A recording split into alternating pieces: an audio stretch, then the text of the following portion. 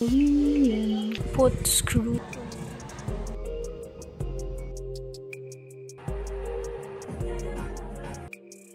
Is from Perla. Ang ganda.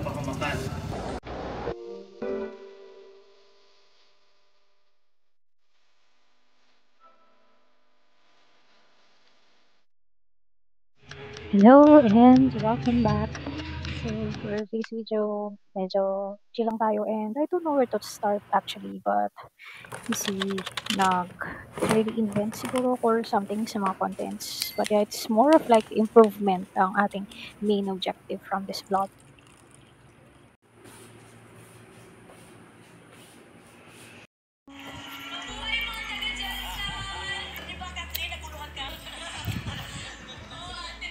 Kain muna ako ng lunch din, tsaka ako gagawin yun.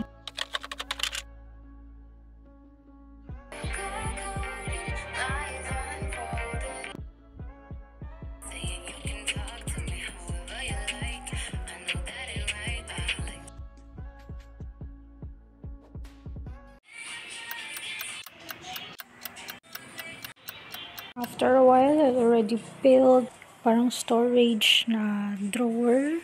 And you know, it's kind of flimsy, but if you put screws on it, medyo matibay naman na siya. But the only thing here is you can put only notebooks, papers, because, you know, hindi siya ganun katibay. So, yan. Already finished. Good. After 1 hour and 50 minutes. Tanggal ako ng shoes.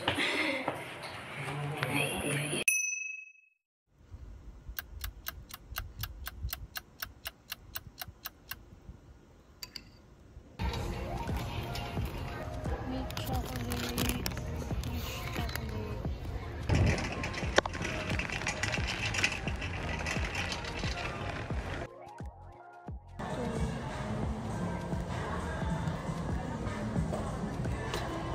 My fave, meron ito dun sa amin sa bahay. Sobrang bango nito, as in, try namin sa apartment. Sige tayo.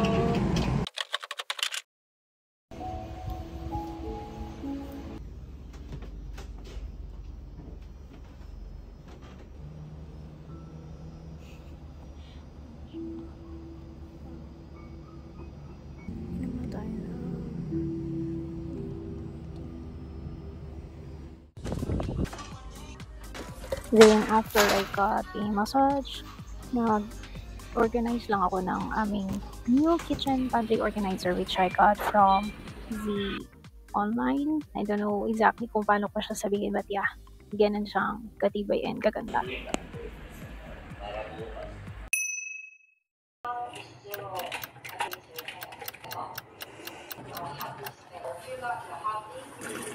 This particular day is more of like a chores day to me because while I heard na merong orientation at the background kay hubby kasi meron siyang new work, and then I need to have toothbrush. Then once I got done taking a bath and toothbrushing, I then move on to folding our other garments and socks, which as you can see in the video. And ayun, it's satisfying lang din minsan na you romanticize those simple tasks or chores you have at home or at your apartment.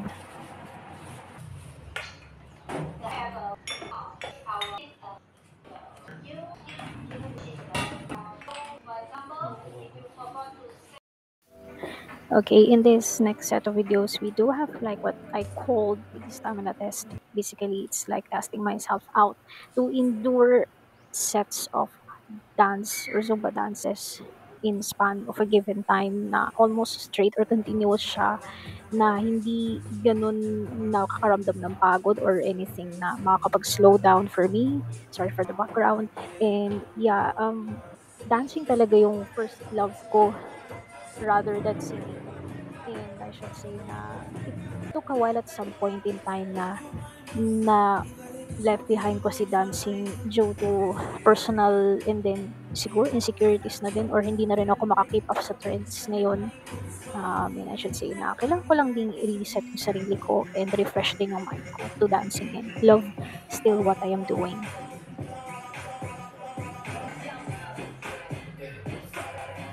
Hope you enjoy these set of segments of the dances. I made it just more of like an excerpts because I do not want to be, copyrighted from this one.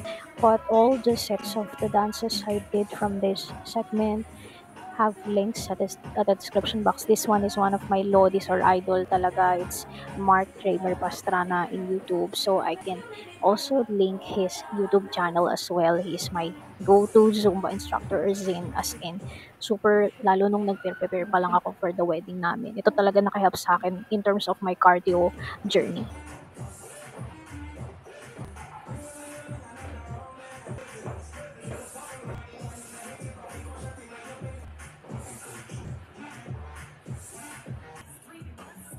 Hopefully I can, manotice din ako ni Mark River Pastrana. But one time, I do have like an interaction ng Zumba Masterclass in Lacuna with one of his na co-team na Zumba instructor din. Then yun, so really overwhelming lang din kahit hindi mismo si Mark Kramer yung nandun kasi sobrang gagaling nila as in. Kaya siguro it really adapts din dun sa dance steps ko right now na medyo may pagka hip-hopish na medyo edgy na may konting pagka-swag. Ganun yung atake niya.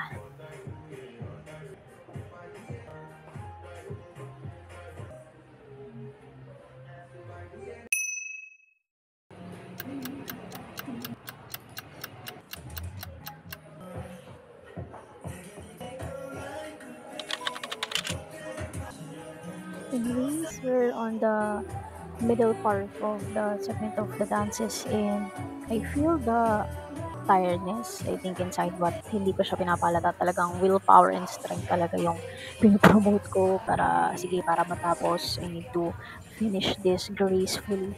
And, ayun, sa mga tatanong siguro, siguro nasa genes din namin yung dancing because my mom and my lolo and also my papa is also great dancers. And yun, namana din namin.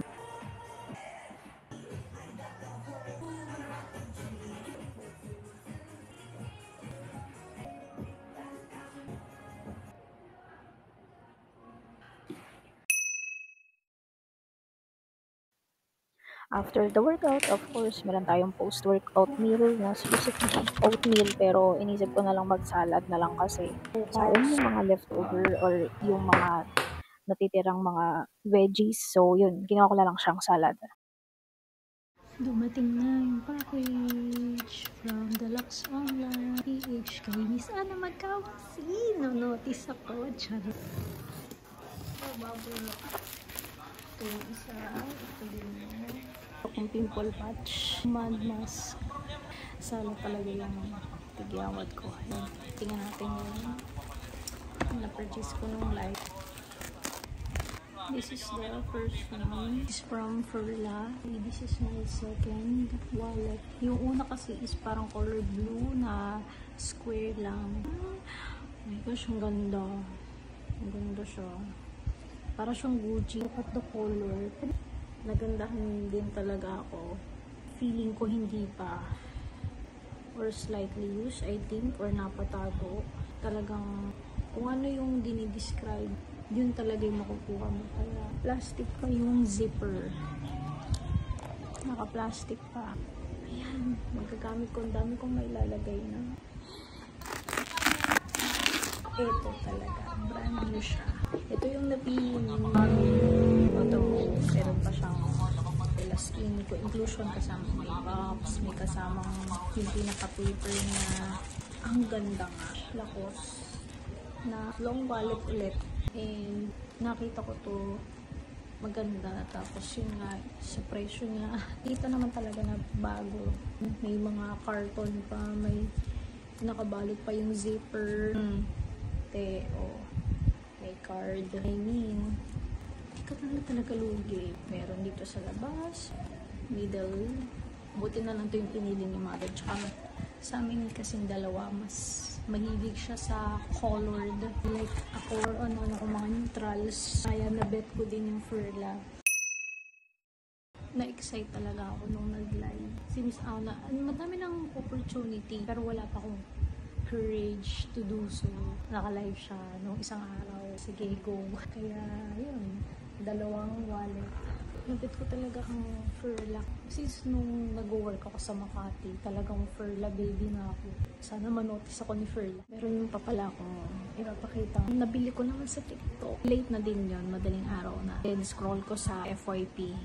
Itong gandang shop nila na very, underrated siya. And ang ganda talaga yung quality. Kita niyo yan guys. Merong black, olive green, and cherry. From Mafi. Ito kasi yung viral. Itong color na to specifically, ang ganda talaga. Yung tela, superb. Like itong color na to. I think dark cherry yata to. Ito talaga, wala akong masabi. Out of words. Kasi may nabili din ako din. Sabi ganito daw yung tela, pero nung dumating sa akin, hindi naman. I'm so glad na na-fulfill yung expectation ko and higit pa doon sa ini-expect ko. Especially itong Mafi kasi support local talaga. Madami nang lumalabas ng mga international like sa damit and everything. Pero when it comes to this one, sa garments, sa mga apparel, hindi pa huli mga Pinoy pinag-isipan.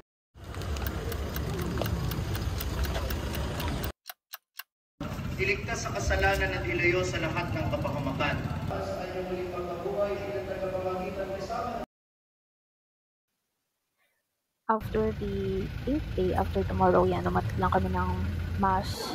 This was a Palm Sunday, and yun, we spend, very solemn Holy Week for the rest of the days. And yun, bago magsimula ang Holy Week, nagpa-pamper muna ako.